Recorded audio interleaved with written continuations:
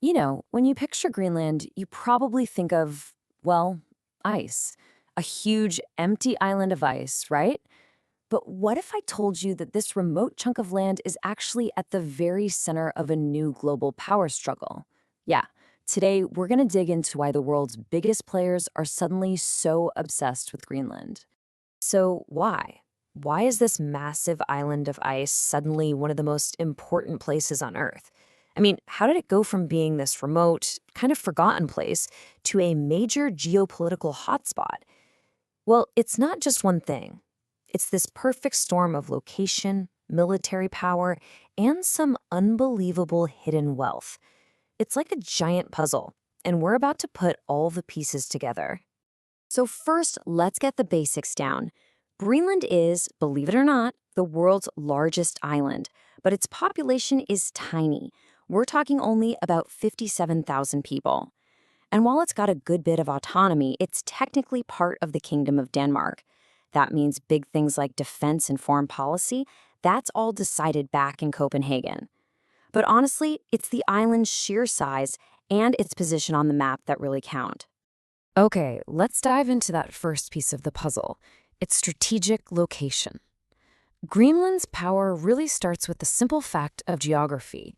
It's right at the crossroads of the world. It's a massive natural gateway between continents. Military strategists have a very specific name for this area, the Geopolitics Gap.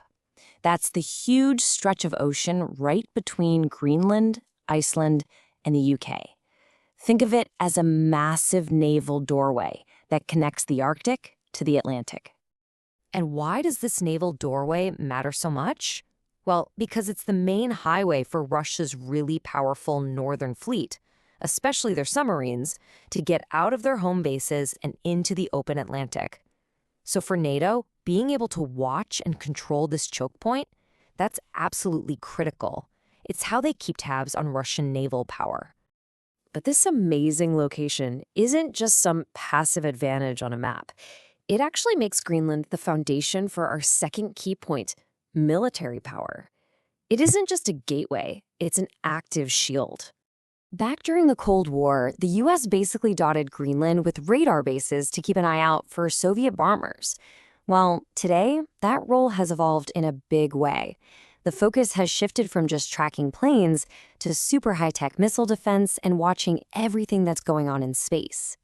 And the crown jewel of that whole strategy is Patuxent Space Base. You might know it by its old name, Thule Air Base.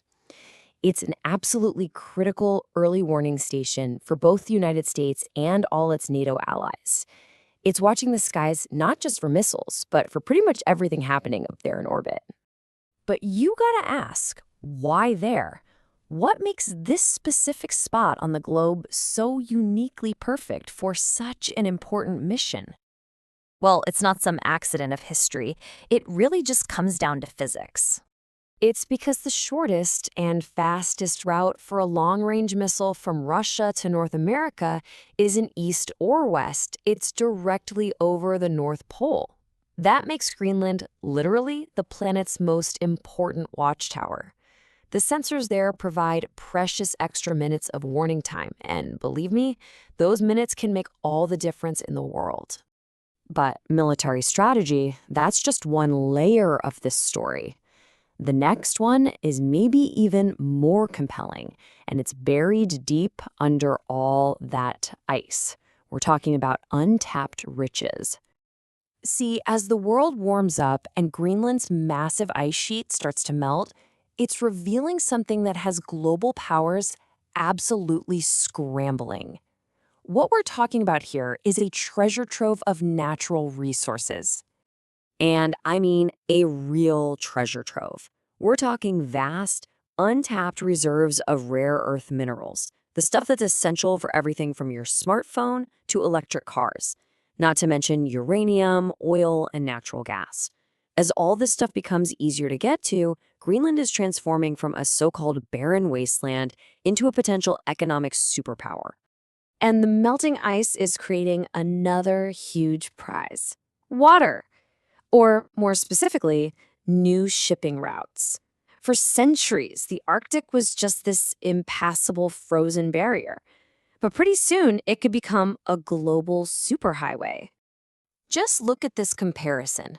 The Northern Sea Route, which runs along the Arctic coast, could dramatically cut the time and money it takes to ship goods between Asia and Europe, especially compared to the old Suez Canal route. So whoever controls these new passages basically gets to control a huge slice of future global trade. It's a game changer. So when you put it all together, the perfect strategic location, the critical military assets, the incredible resources, and the brand new trade routes, what you get is the new Arctic power game. And that brings us to the key players in this game. The US, well, it needs Greenland for its missile shield and to keep its rivals in check. Russia has to protect its northern fleet and wants to dominate that northern sea route. And then you've got China, which has started calling itself a near-Arctic state to justify its own push to get access to the region's new shipping lanes and all those resources. This quote really just says it all, doesn't it? Greenland is no longer on the sidelines of world affairs. It is the exact intersection point where the strategic ambitions of the world's biggest powers now crash into each other. And that leaves us with the ultimate question. As the ice keeps melting, revealing both these priceless opportunities and new vulnerabilities, what does the future hold for Greenland? Is it going to become a model for international cooperation in a changing world? Or is it going to be the flashpoint for a new Cold War fought right there on the ice?